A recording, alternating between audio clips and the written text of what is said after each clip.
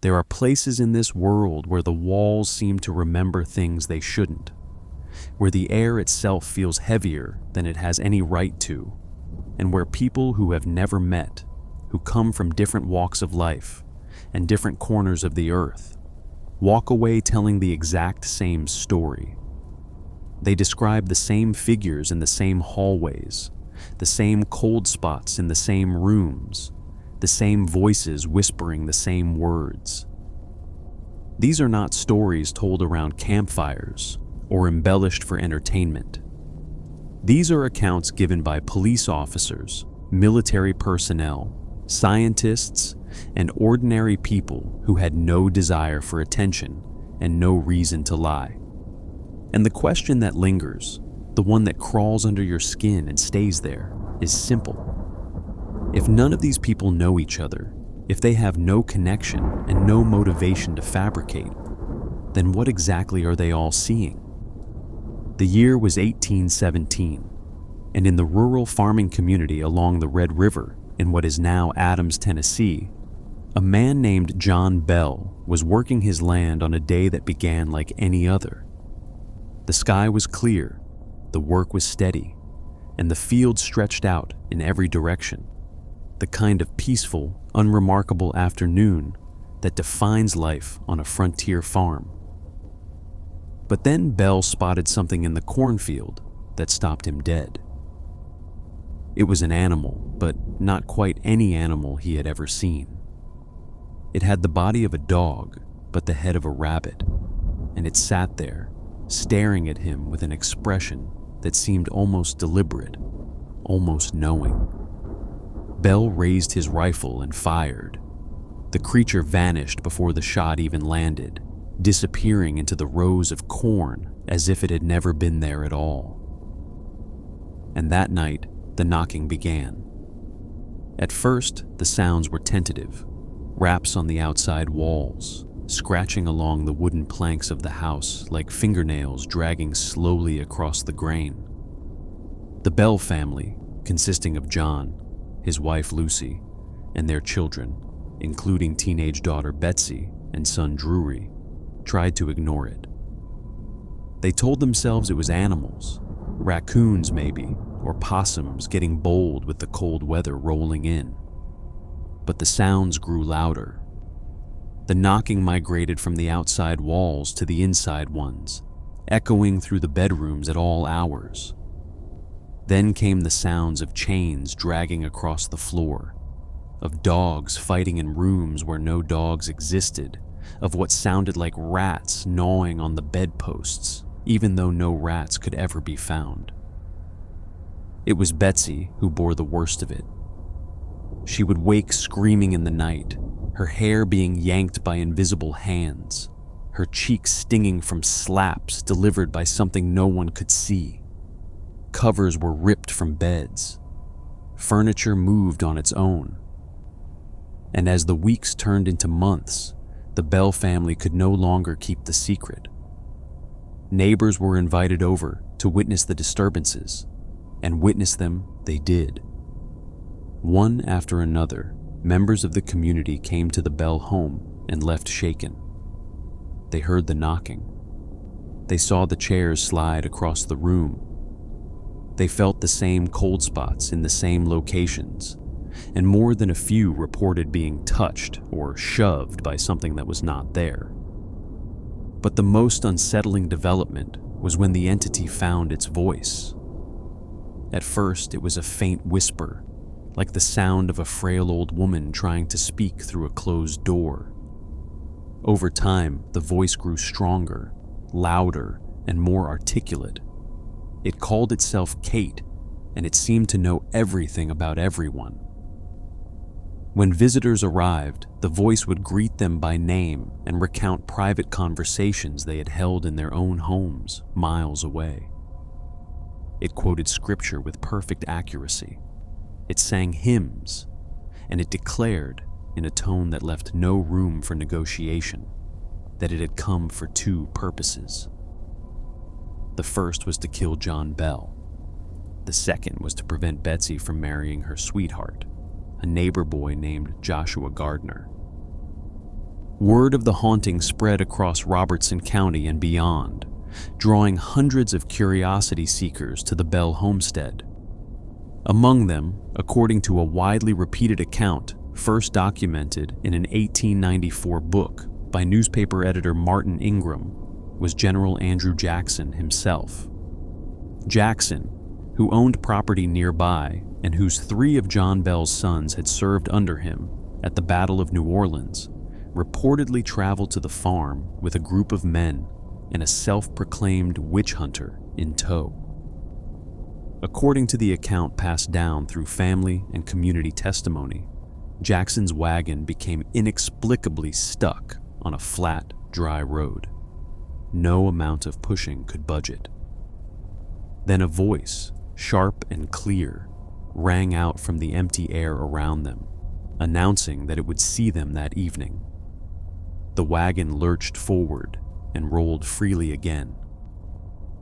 That night at the Bell home, the witch hunter brandished a pistol loaded with a silver bullet and declared his intention to shoot the spirit dead. The gun reportedly refused to fire. The man then felt what he described as being stuck by hundreds of needles all at once, felt something grab his nose and twist it, and fled the house screaming. Jackson's party, according to the historical accounts, left the next morning. Jackson reportedly said he would rather face the entire British Army than spend another night with the Bell Witch.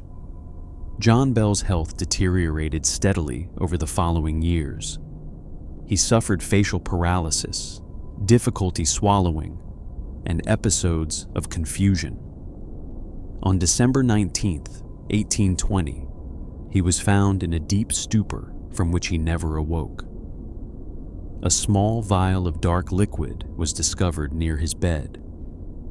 When a drop was administered to a cat, the animal died within seconds.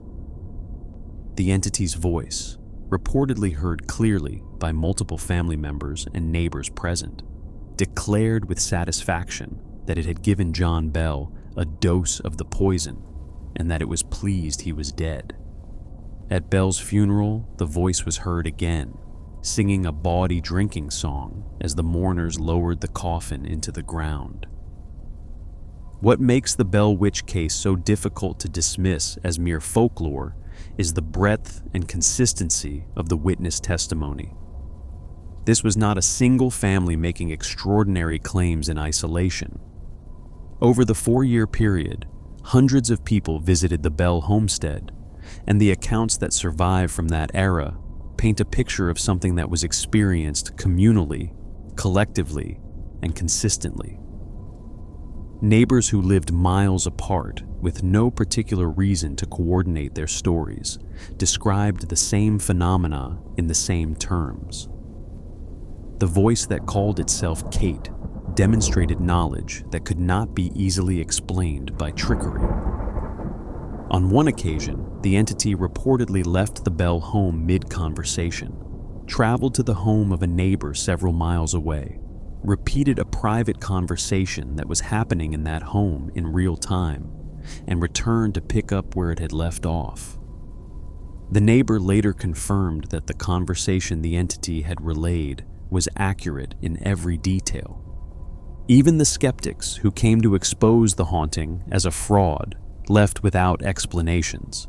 John Kendall, who visited the Bell home as a boy during the disturbances and was interviewed near his 90th birthday in 1899, admitted that he had witnessed events he could not account for, though he speculated that a member of the household might have been responsible. Others were less diplomatic. The community doctor, the local minister, and several of John Bell's most respected neighbors all went on record attesting to the reality of the phenomena they had witnessed. These were not gullible people. These were frontier settlers, hardened by the realities of survival in early 19th century Tennessee, people who had little patience for nonsense and even less incentive to fabricate supernatural stories. After John Bell's death in December of 1820, the entity's activity diminished. It bid the family farewell in the spring of 1821, promising to return in 7 years. According to the accounts, it kept that promise, reappearing briefly in 1828 with the same knocking and the same bed shaking that had marked its original arrival. It spoke briefly, made a vague prediction about the future of the nation, and then disappeared again. A family member documented the events, and this record eventually became the foundation for Martin Ingram's 1894 book, which compiled letters, witness testimony, and other evidence to construct a detailed narrative of the haunting. The Tennessee Historical Society also published an account of the events prior to Ingram's work, lending an additional layer of credibility to the claims. The Bell home no longer stands today, but the cave on the property, which was sometimes associated with the haunting during the original events, remains open to visitors. And even now, more than 2 centuries later, people report feeling cold spots in the cave, hearing whispered voices, and experiencing a heaviness in the air that settles on the chest and makes it difficult to breathe. Some have reported seeing shadowy figures moving just beyond the edge of their flashlight beams. Others have found that cameras and electronic equipment malfunction inexplicably inside the cave, only to work perfectly again once they step back into the sunlight. The Bell Witch may be the most famous case of its kind in American history, but across the Atlantic, more than a century later, a modest council house in the north of England would produce a haunting so violent and so extensively witnessed that it would become one of the most documented cases of poltergeist activity in the modern world. And much like the Bell Witch, the credibility of this case rests not on the testimony of a single frightened family, but on the staggering number of independent witnesses who came, saw, and left unable to explain what they had experienced. In August of 1966, the Pritchard family moved into number 30 East Drive on the Checkerfield Estate in Pontefract, West Yorkshire. Joe and Jean Pritchard, along with their teenage children, Philip, who was 15, and 12-year-old Diane, settled into the unremarkable semi-detached home and expected a quiet suburban life. What they got instead was something that would terrorize them for years and draw dozens of witnesses, from neighbors to journalists to paranormal researchers, all of whom would describe the same terrifying entity. It began simply enough. One warm August day, while Joe and Jean were away on holiday and the children were staying with their grandmother, Mrs. Sarah Scholes, Philip noticed something strange. A fine white powder was falling from the ceiling in the living room, drifting down like snow in a space where snow had no business being. Then puddles of water began appearing on the kitchen floor, materializing out of nothing. A plumber was called. He found no leaks, no burst pipes, no explanation at all. That evening, as grandmother and grandson watched television, the tea dispenser in the kitchen began operating on its own. They could see the switch flipping back and forth as if manipulated by an invisible hand. Then a heavy chest of drawers in the hallway began to sway. Mrs. Scholes grabbed Philip and fled to a neighbor's house. They did not sleep at number 30 that night. When Joe and Jean returned and the whole family was back under one roof, the disturbances stopped for nearly 2 years. Life returned to something resembling normal. The Pritchards settled into their routines. The children went to school, and the incident with the white powder and the mysterious puddles began to feel like a strange but isolated event, the kind of thing you might mention at a dinner party, but that carried no real weight. But when the phenomena returned, they came back with a vengeance that made the initial disturbances look like a gentle warning. Loud crashing sounds echoed through the house at all hours, as if heavy furniture were being hurled against walls in rooms where no one was present. Objects flew across rooms. Photographs were slashed. The temperature in certain rooms would drop so suddenly that you could see your breath. Eggs would lift out of their carton and smash against the walls. Green foam oozed from the taps. Lights flickered, even when new bulbs were installed. And then the figure appeared. Multiple members of the Pritchard family, along with neighbors and visitors who had been invited to witness the phenomena, reported seeing a tall, dark figure in the house. It wore what appeared to be a long black robe with a hood or cowl pulled over its head, and its face was either obscured or entirely absent. Joe and Jean both reported waking to find the figure standing at the foot of their bed, looming over them in the darkness.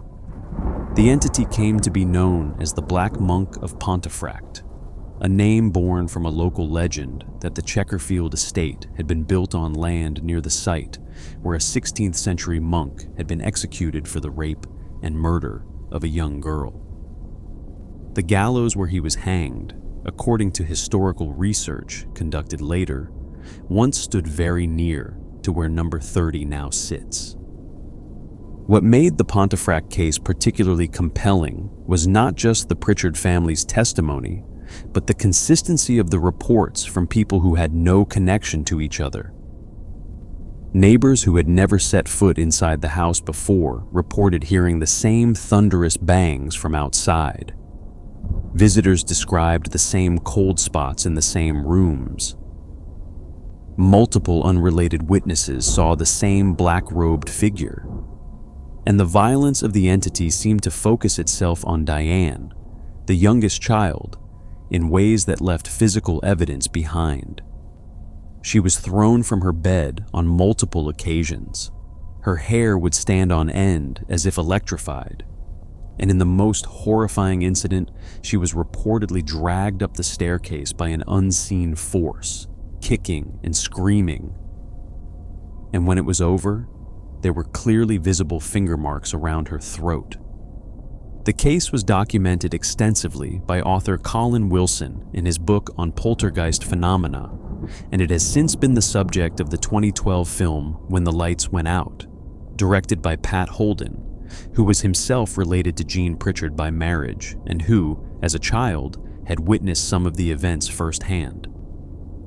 The fact that a film director chose to make a movie about events his own family had experienced added an unusual dimension of personal authenticity to the project. The film, while taking some creative liberties, captured the essential character of the haunting. The sense of an intelligence at work, one that could be mischievous at times and violently hostile at others. The entity the Pritchards called Fred seemed to possess a dark sense of humor alongside its capacity for violence. On one occasion, it reportedly poured an entire jug of milk over the head of a skeptical visiting aunt, leaving the children in stitches. On another, when an exorcism was attempted, the entity responded by causing holy water to seep from the walls, slapping the faces of those participating, and appearing to conduct the hymns that were being sung at it, using a pair of oversized women's fur gloves that materialized from nowhere. Crucifixes brought into the home were found destroyed. Upside-down crosses were painted on walls and doors. It was as if the entity was actively mocking every attempt to drive it away. Locals who lived on the estate during the original haunting have their own stories to tell. Residents on their way to work in the early morning hours would pause outside number 30 to watch lights flashing on and off in the windows. Loud bangs were audible from the street. Neighbors who had no particular interest in the paranormal reported seeing the same dark figure near the property that the Pritchards described inside it. The consistency of these outside observations, from people with no stake in the story and no desire for attention, adds a layer of corroboration that is difficult to explain away as suggestion or imagination. The house at 30 East Drive still stands today and is open to overnight visitors. The current owner, Bill Bungay, who produced the 2012 film and purchased the property afterward, reports that the phenomena never stopped. Over 288 accounts of strange occurrences have been logged by guests, ranging from banging sounds to objects moving to full apparitions of the black-robed figure. One visitor's young granddaughter was found eating a polystyrene orange she said had been given to her by a man in black. The girl had been alone in the room. Another account describes a guest asking a question aloud in one of the rooms and hearing a deep male voice respond with a mocking hum, heard simultaneously by every person in the group. A woman who stayed overnight reported hearing heavy breathing beside her bed and waking to find 3 parallel scratches across her forearm that had not been there when she fell asleep. The Pontefract case has been called the longest-running poltergeist haunting in recorded history, and unlike many hauntings that fade with time or lose their potency as the original witnesses pass away, this one appears to have intensified in some respects since the house became accessible to the public. Whether that is because the entity feeds on the attention and fear of new visitors, as some paranormal researchers have speculated, or because the building itself serves as some kind of anchor for whatever energy resides within it, is a question that remains unanswered. In November of 1967, strange things began happening inside the legal practice of Sigmund Adam in the quiet German town of Rosenheim. At first, the disturbances were almost comically annoying rather than frightening. The neon ceiling lights kept flickering and going out. Fuses blew constantly with no apparent electrical fault. The office telephone system descended into chaos. All 4 phones would ring simultaneously, but when someone answered, there was only silence on the other end. Calls were inexplicably cut short mid-conversation, and then the phone bills arrived, and they were enormous.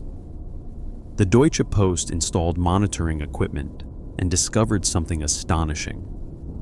The office's phones were placing hundreds of calls to the local speaking clock service, the automated number you could dial to hear the correct time. The speaking clock was a utility of the era, a simple service that anyone could access by dialing a short number, and it was this number that was being dialed obsessively from Adam's office. In one 5-week period, roughly 600 calls were logged to this number.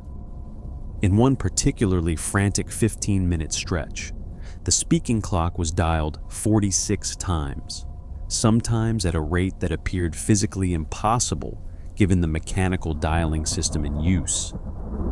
Every phone in the office had been disabled and locked. Only Sigmund Adam had the key to reactivate them. And yet the calls kept coming. The electrical company was baffled. They installed new wiring. They replaced every fuse and every fixture. The problems persisted. A private generator was brought in to bypass the municipal power supply entirely. The disturbances continued without interruption. Light bulbs began unscrewing themselves from their sockets, rotating precisely 90 degrees. Overhead lamps swung violently despite being firmly mounted. And then the physical phenomena escalated. Paintings on the walls began to rotate, some spinning a full 360 degrees on their hooks. Heavy filing cabinets slid across the floor. Drawers opened and closed on their own. The copier began leaking fluid spontaneously.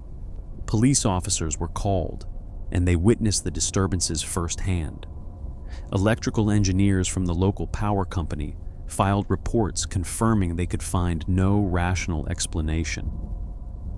2 physicists from the Max Planck Institute, Friedbert Karger and Gerhard Zika, arrived to conduct a formal investigation.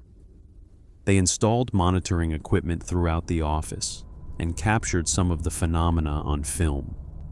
Their conclusion was carefully worded but remarkable. They stated that the disturbances were produced by forces that were, in their professional assessment, not consistent with any known physical explanation.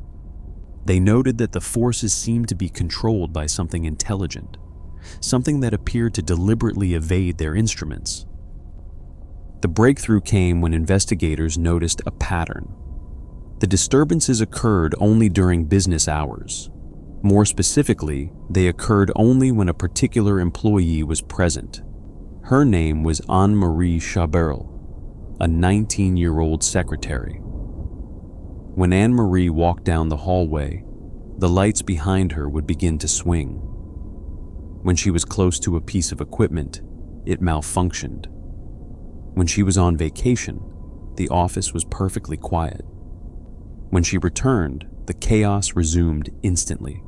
Parapsychologist Hans Bender, director of the Institute for the Border Areas of Psychology at the University of Freiburg, concluded that Anne-Marie was unconsciously generating the disturbances through psychokinetic energy, a theory rooted in the fact that she was undergoing significant emotional distress at the time, including a broken engagement and deep dissatisfaction with her work. When Anne-Marie left the firm in January of 1968, the phenomena ceased immediately and permanently. What makes the Rosenheim case so significant is not just the phenomena itself, but the sheer number and caliber of the witnesses. Police officers, engineers, physicists from one of the most prestigious scientific institutions in the world, journalists, and office staff all independently observed and reported the same disturbances. The case was covered extensively in the German and international press, and the evidence collected, including video footage and electrical monitoring data, remains some of the most compelling documentation of poltergeist activity ever assembled. Unlike many haunting cases that rely primarily on personal testimony, the Rosenheim events left measurable traces. The phone records were undeniable. The electrical monitoring data was captured by calibrated instruments. The video footage, while not capturing the most dramatic events, did record lights swinging and pictures rotating in ways that defied easy explanation. The aftermath of the case was bitter for Anne-Marie Chaberl. The publicity surrounding the investigation effectively destroyed her career. She was unable to find work, as employers were afraid that hiring her might bring the disturbances with them. Reports suggest that strange phenomena did follow her briefly to subsequent jobs, though never with the intensity observed in Adam's office. She eventually married and retreated from public life, understandably reluctant to revisit the events that had defined and damaged her youth. She reportedly expressed frustration and sadness about the way her life had been affected by forces she neither understood nor could control. The Rosenheim case remains a touchstone in the study of poltergeist phenomena, cited in parapsychological literature as one of the strongest examples of what researchers call recurrent spontaneous psychokinesis, or RSPK. And while skeptics have pointed to the possibility that Anne-Marie was simply a clever fraud, no one has ever been able to explain how a 19-year-old secretary could have manipulated telephone switching equipment from across a room, caused calibrated electrical instruments to register impossible voltage spikes, or rotated paintings on their hooks while being observed by multiple witnesses simultaneously. The case sits in that uncomfortable space between belief and skepticism, defying easy categorization, demanding attention, and refusing to go quietly. From the strange energies of a Bavarian law office, we travel now to a place where the energies are of an entirely different kind, a place where the ground itself seems saturated with suffering, and where the dead have been seen by so many people across so many decades that the hauntings have become almost as famous as the history that created them. On the first 3 days of July in 1863, the fields and ridges around the small town of Gettysburg, Pennsylvania, became the site of the bloodiest battle in the American Civil War. Nearly 165,000 soldiers clashed across those rolling hills, and by the time the fighting ended, an estimated 51,000 men were dead, wounded, captured, or missing. The carnage was almost beyond comprehension. Bodies lay stacked in the fields. The wounded crawled through ditches. Every building in town, from churches to homes to the courthouse, was converted into a makeshift hospital, and the screams of men undergoing amputation without anesthesia echoed through the streets for days. Given the sheer scale of suffering that took place on that ground, perhaps it should come as no surprise that Gettysburg has become known as one of the most haunted places in America. What is surprising, however, is the remarkable consistency of the reports. Over more than 160 years, visitors, residents, park rangers, tourists, reenactors, and paranormal investigators have reported the same apparitions, in the same locations, behaving in the same ways. At Devil's Den, a rocky outcropping that served as a Confederate sniper's nest during some of the heaviest fighting, dozens of visitors have reported encountering a disheveled man in ragged clothing, barefoot, with shoulder-length hair and a floppy-brimmed hat. Historians have noted that this description matches precisely the appearance of Confederate soldiers from Hood's Texas Brigade, who played a prominent role in the fighting at Devil's Den and were not issued standard uniforms. The figure reportedly approaches visitors, speaks calmly, often saying something along the lines of pointing to another location and telling them what they are looking for is over there, and then vanishes. When visitors try to photograph him, he does not appear in the images. This same figure, described in strikingly identical terms, has been reported by unconnected visitors spanning decades. During the filming of the 1993 movie Gettysburg, several extras who were resting at Little Round Top reported being approached by an old man in a tattered Union uniform who smelled strongly of sulfur and gunpowder. He handed them a fistful of musket rounds before disappearing. The extras assumed he was a particularly dedicated fellow actor. When they showed the ammunition to production staff, analysis revealed the rounds were genuine Civil War-era bullets from the 1860s. The man was never identified and was not part of the film's cast or crew. At the Gettysburg Hotel, built in 1797 and used as a hospital during the battle, guests have reported encounters with a figure known as Nurse Rachel. Rachel appears in room 311, which was supposedly once her guest room. She has been reported by multiple unconnected guests over the years, all describing the same behavior. She rummages through drawers, removes clothing from luggage, and has been seen dancing alone in the hotel ballroom.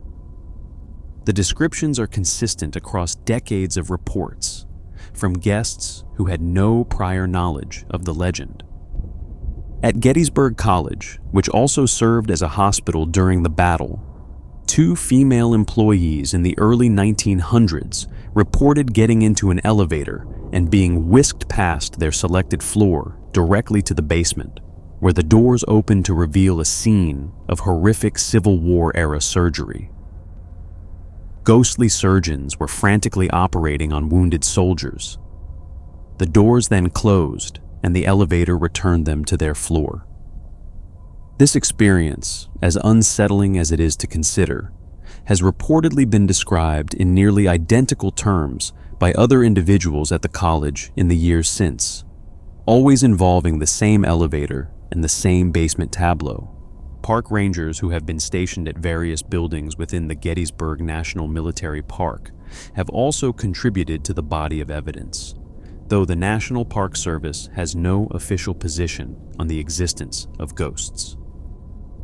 Rangers have reported the unexplained crying of a baby in buildings where no infant was present.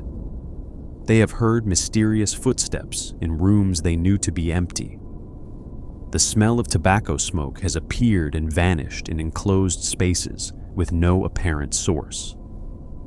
These experiences, reported quietly and reluctantly by men and women in uniform who had no desire to be labeled as eccentric, carry a particular weight precisely because of who is reporting them.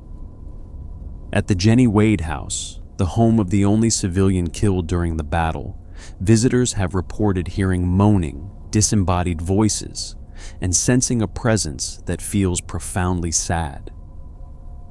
Jenny was struck by a stray bullet that passed through 2 doors while she was baking bread, and some witnesses claim the smell of fresh-baked bread sometimes permeates the house, despite no baking occurring.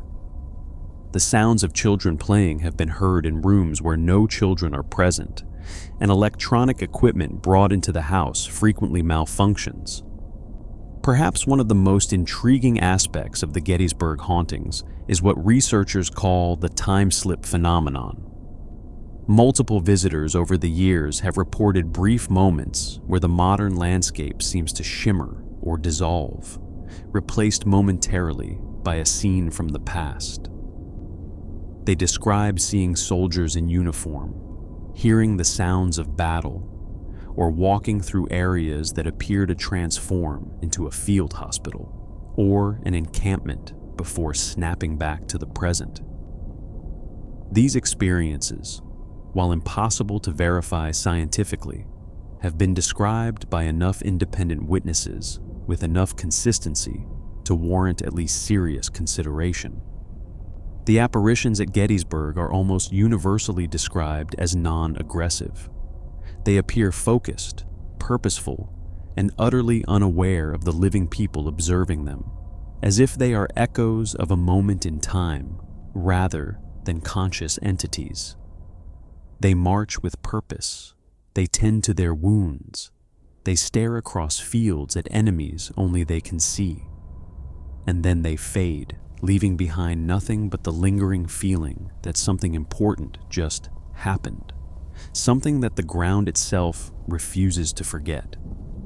The consistency of the Gettysburg hauntings, across so many witnesses and so many years, has made the battlefield a primary subject of paranormal study. Author Mark Nesbitt has chronicled many of these accounts in his book series Ghosts of Gettysburg, and paranormal investigator Adam Berry has described his own childhood experience at the battlefield when he wandered away from his tour group and saw fuzzy white figures moving through the trees, accompanied by the sounds of gunfire, shouting, and breaking twigs. That experience was so formative that it launched his career as a paranormal investigator. Whether the experiences at Gettysburg represent residual energy imprinted on the landscape by unimaginable trauma, or something more conscious and deliberate, the fact remains that people who have never met continue to describe the same figures, in the same places, doing the same things. And that pattern is not limited to battlefields and farmhouses. It extends to places specifically designed to contain human suffering, places where isolation, punishment, and despair were not unfortunate byproducts, but the very purpose of the institution. Places like prisons. Eastern State Penitentiary opened its doors in 1829 in the Fairmount neighborhood of Philadelphia. It was, at the time, the most expensive and ambitious building in the young nation, and it was built on a philosophy that sounds almost noble in theory, but proved horrific in practice. The idea, rooted in Quaker principles, was that complete solitary confinement would lead prisoners to become genuinely penitent, the very word penitentiary deriving from this concept. Each inmate was housed in a private cell with a small exercise yard and a skylight referred to as the Eye of God. Prisoners spent 23 hours a day alone. They were hooded whenever they left their cells so they could not see or be seen by other inmates. Speaking was forbidden, violators were punished, and the punishments were monstrous. There was the water bath, in which a prisoner was stripped, doused in freezing water, and then chained to an outside wall in winter until ice formed on his skin. There was the mad chair, a restraint device strapped so tightly that circulation was cut off, sometimes necessitating amputation. There was the iron gag, in which the prisoner's hands were tied behind his back and attached to a metal collar inserted into his mouth, so that any movement would cause the tongue to tear and bleed. Men went insane inside Eastern State. They screamed until their voices gave out. They scratched at the walls until their fingers bled. And for 142 years, until the prison finally closed in 1971, suffering was the institution's defining characteristic. Given this history, the reports of hauntings at Eastern State Penitentiary have a weight to them that is difficult to dismiss, particularly because the same experiences have been reported independently by guards, inmates, maintenance workers, visitors, and investigators over a period spanning more than 80 years. As far back as the 1940s, while the prison was still operational, guards and inmates alike reported seeing shadowy figures in the cell blocks. The reports from different cell blocks have remained remarkably consistent over the decades.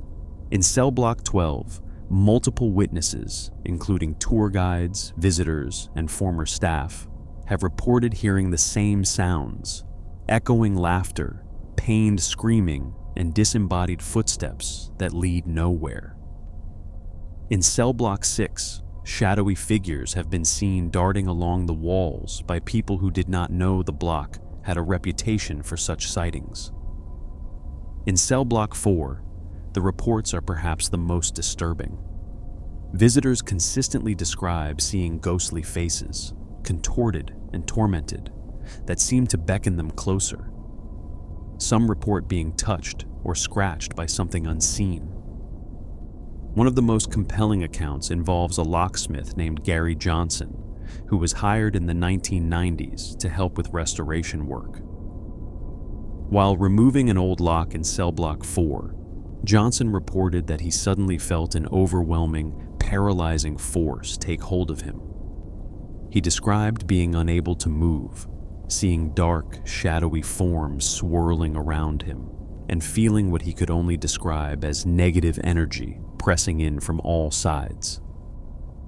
Johnson, a practical man with no interest in the paranormal, was visibly shaken by the experience and struggled to describe it in rational terms.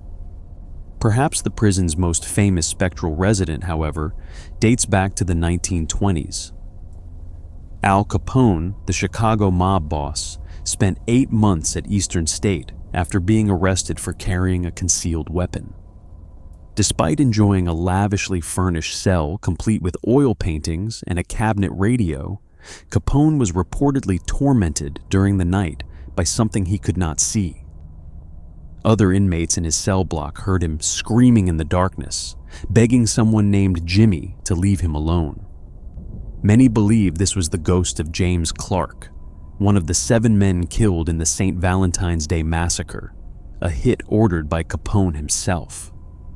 The haunting reportedly followed Capone even after his release, plaguing him for the rest of his life.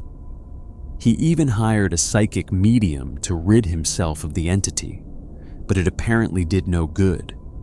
Since then, visitors and investigators in Capone's former cell have independently reported feelings of intense dread, sudden temperature drops, and the sensation of being watched.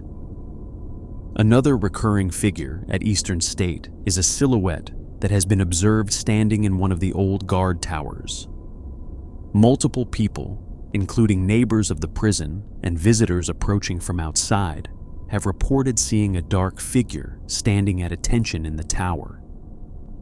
There is no way to physically reach the top of that tower today. The brick staircase crumbled away years ago, and yet the figure continues to be seen, always in the same posture, always in the same tower, always dissolving before anyone can get close enough for a clear look. There is also the mysterious apparition that has been reported in the older sections of the prison, a still figure that stands at the far end of long, decaying corridors. Witnesses describe it as absolutely motionless, watching, as if waiting for something. When approached, the figure turns and runs, disappearing around a corner or through a wall.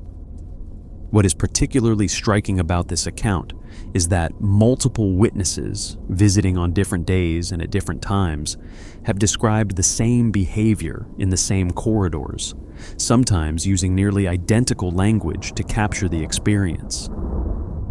Then there is the story of Pep, perhaps the most unusual inmate ever to serve time at Eastern State.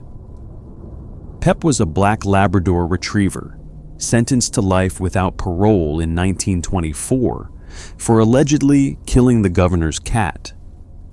In reality, he was brought in as a therapy dog and was given an inmate number and a mugshot as something of a joke.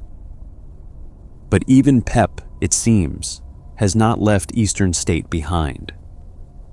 His ghost has been reported by visitors and staff alike, manifesting as the sound of dog tags jingling through empty cell blocks, the click of claws on concrete, and even howling that echoes through the prison in the dead of night. The woman that employees have come to call the Soap Lady, an apparition dressed in white who sits in the last cell on the second floor, which once housed the women's cell block, is another frequently reported entity.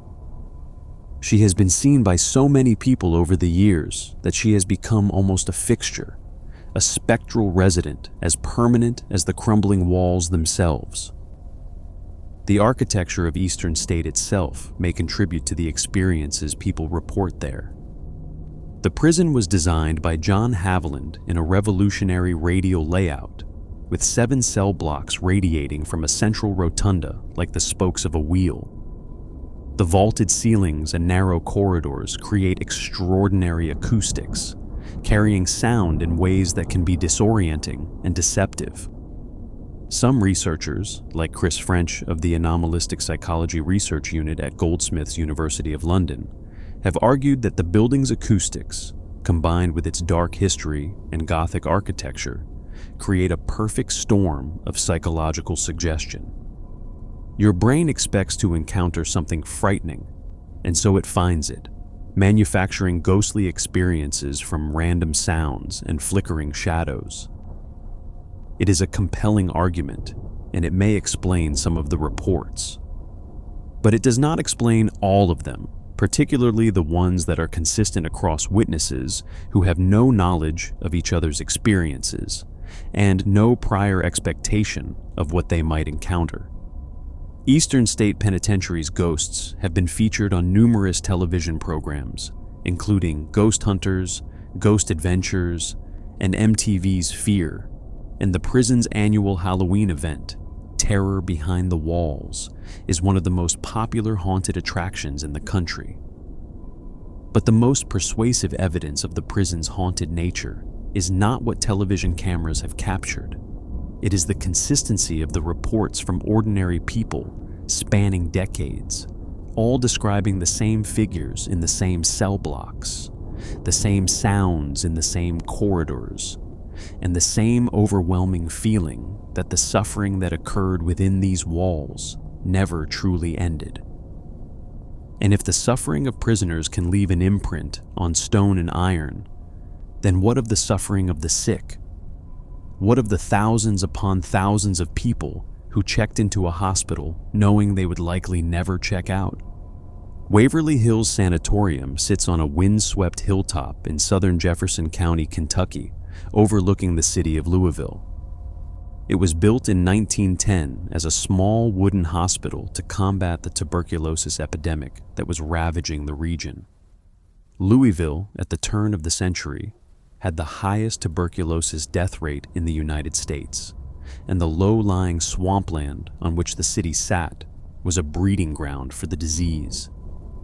The original facility held around 50 patients, but as the epidemic worsened, a massive new building was constructed and opened in 1926. The Waverly Hills Sanatorium was a 5-story, 180,000 square foot Tudor Gothic structure with open-air solariums, wide balconies, and room for more than 400 patients. It was hailed as one of the most advanced tuberculosis treatment centers in the country. But advanced did not mean effective. Tuberculosis in those days had no cure. The treatments administered at Waverly Hills ranged from the hopeful to the barbaric. Patients were exposed to sunlight for hours, rolled out onto open porches, and left there even in the dead of winter. Some underwent surgeries in which portions of their lungs were removed or deliberately collapsed in an attempt to let the remaining tissue heal. Others had balloons inserted into their chest cavities to manually inflate lungs that could no longer fill on their own. The mortality rate was staggering. While the exact number of deaths at Waverly Hills is debated, estimates suggest that as many as 8,000 people perished within its walls during its decades of operation. To shield living patients from the constant sight of bodies being carried out, the hospital staff devised a grim but practical solution. A 537-foot tunnel running from the hospital down the steep hill to the railroad tracks below was used to transport the dead. Motorized carts carried the deceased through this underground passage, away from the windows and the eyes of those who were still clinging to life. At the height of the epidemic, estimates suggest that 1 patient per hour was dying within the sanatorium. The bodies were loaded onto the carts, sent down through the darkness of the tunnel, and loaded onto trains that carried them away from the hill forever. The tunnel came to be known as the Death Chute, or the Body Chute, and it remains one of the most frequently investigated locations at Waverly Hills today. Visitors and investigators report hearing footsteps in the tunnel when no one is there, their echoes bouncing off the concrete walls in a rhythm too steady to be random. Some have felt unseen hands touching their shoulders or their backs. Others have seen dark shadow figures that materialize and dissolve in the dim light, standing at the far end of the passage as if waiting for the next body to arrive. On several occasions, people have reported being locked inside the death chute, despite there being no mechanism by which the doors could have shut on their own. The current owner, Tina Mattingly, has confirmed that she herself has been locked in the tunnel on more than one occasion, and that it has happened to numerous visitors and staff members over the years. The sanatorium's history took an even darker turn after it closed as a tuberculosis facility in 1961. A year later, the building was reopened as Woodhaven Geriatric Center, a nursing home that primarily treated elderly patients suffering from dementia. Reports of patient abuse were rampant during Woodhaven's tenure. Patients were allegedly chained to their beds, neglected, and mistreated in ways that compounded the building's already tragic legacy. The state of Kentucky eventually shut Woodhaven down in 1982 for patient neglect. One of the apparitions currently reported at Waverly Hills is an elderly woman whose torso and hands appear to be bound in chains, as if the trauma of her confinement has left an impression on the very fabric of the building itself. After Woodhaven closed, the building sat abandoned for years, deteriorating in the Kentucky weather. Trees grew taller than the cell blocks. The roof leaked. Plaster fell from the ceilings in great sheets. Vandals broke in, and at least 2 people died on the property during this period. One was reportedly murdered by drug dealers. Another fell down an elevator shaft along with his dog. Since then, the apparitions of both the man and his dog have been reported by multiple visitors and investigators. Owner Tina Mattingly has stated that she herself has seen the ghost of the man and his dog while locking up after evening tours. But the most active area of the building, according to decades of witness reports, is the 5th floor. Room 502, in particular, has become legendary. According to local lore, a nurse working at Waverly Hills in 1928 was found hanging from a light fixture in room 502 after discovering she was unmarried and pregnant, possibly by a doctor at the facility. A few years later, another nurse reportedly jumped or fell from the window of the same room to her death. While historical documentation of these events is limited, the paranormal activity reported in and around room 502 is extensive and consistent. Visitors describe hearing disembodied voices telling them to get out, seeing shapes move in front of the windows, and feeling an overwhelming sense of despair that descends without warning. Other recurring encounters include a young boy known as Timmy, who reportedly interacts with visitors by rolling balls back to them. Multiple unconnected visitors have described this exact experience, leaving a ball in the hallway and watching it roll back to them as if pushed by an unseen child. Investigators who have placed toy balls in the corridors have documented them moving on their own, and some have captured what they believe to be EVPs, or electronic voice phenomena, of a child's voice responding to questions. Whether Timmy was a real patient who died at Waverly Hills has never been confirmed, but the consistency of the encounters bearing his name is striking. People who have never heard of Timmy before entering the building describe a playful, childlike presence that seems eager for attention and uninterested in causing fear. A man in a white coat, believed to be a former doctor or orderly, has been seen walking through the abandoned kitchen, and the smell of freshly baked bread has been reported in a space where no kitchen equipment has functioned in decades. These sensory hauntings, which involve smell rather than sight, are particularly interesting to researchers because they are difficult to attribute to suggestion or imagination. You can convince yourself that a shadow is a figure, but it is much harder to convince yourself that you smell warm bread in a building that has been abandoned for 40 years. Multiple visitors have reported this same olfactory experience, always in the kitchen area, always describing the same warm, yeasty aroma.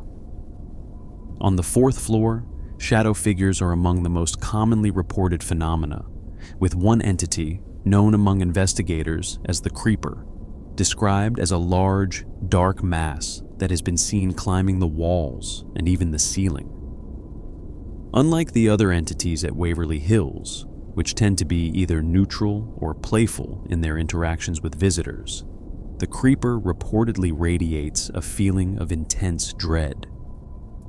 People who have encountered it describe a sense of being hunted, of something predatory and deeply wrong moving through the darkness just beyond the reach of their flashlights. The Creeper does not appear to be human. It moves in ways that no human could, scaling vertical surfaces and crossing ceilings with a fluid, crawling motion that witnesses have struggled to describe in words. Whether it represents the spirit of a former patient driven to madness by suffering, or something else entirely, is a question that the growing body of witness testimony has not been able to answer. Among the most bizarre phenomena reported at Waverly Hills are encounters with what visitors describe as doppelgangers. These entities take the form of another person in the visitor's group, appearing to be an exact duplicate of a living person. Imagine walking through a dark corridor and seeing what you believe to be your friend standing at the far end, only to turn around and find that your friend is standing right behind you, having never moved. Multiple visitors have reported this experience, and there is an old superstition one that predates Waverly Hills by centuries, that seeing your own doppelganger is an omen of death. Whether that superstition holds any truth is beside the point. What matters is that the experience itself, seeing someone who should not be there and who looks exactly like someone who is, has been reported by enough independent witnesses to constitute a pattern. What ties Waverly Hills to the larger pattern we have been exploring is not just the volume of reports, but their remarkable specificity. Visitors who know nothing about the building's history describe the same figures in the same locations. They feel the same emotions in the same rooms. They hear the same sounds in the same corridors. The boy with the ball, the woman in room 502, the shadow on the 4th floor, the footsteps in the death chute. These are not vague impressions or ambiguous feelings. They are detailed, consistent, and repeated across years and decades by people who have never met.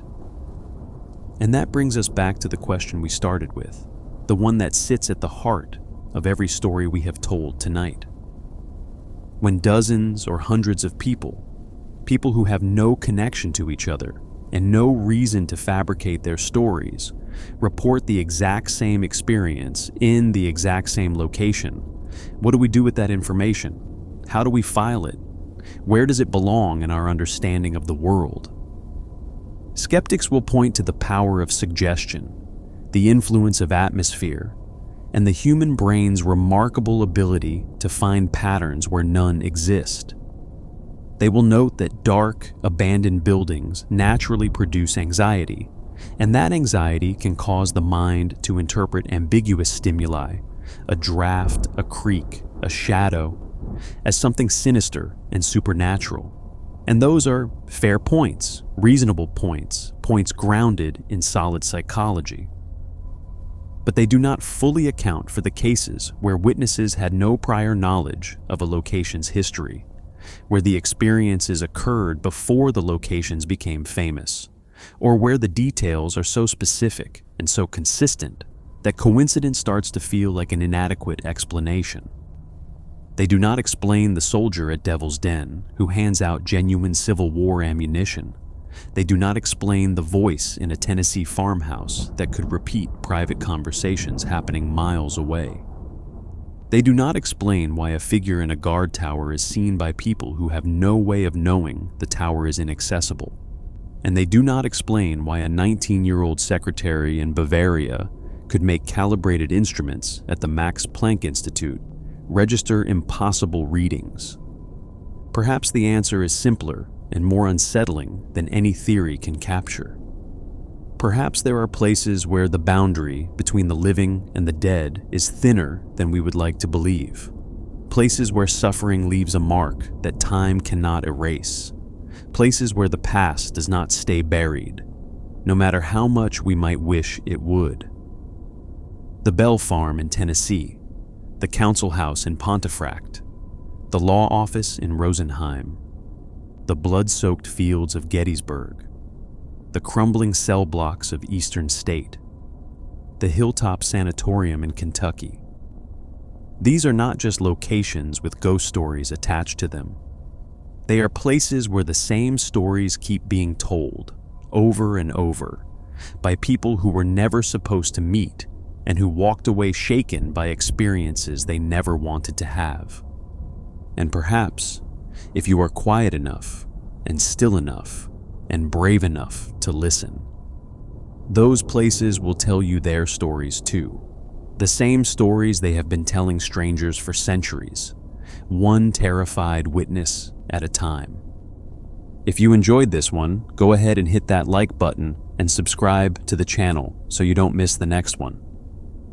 Sweet dreams, and I'll see you in the next video.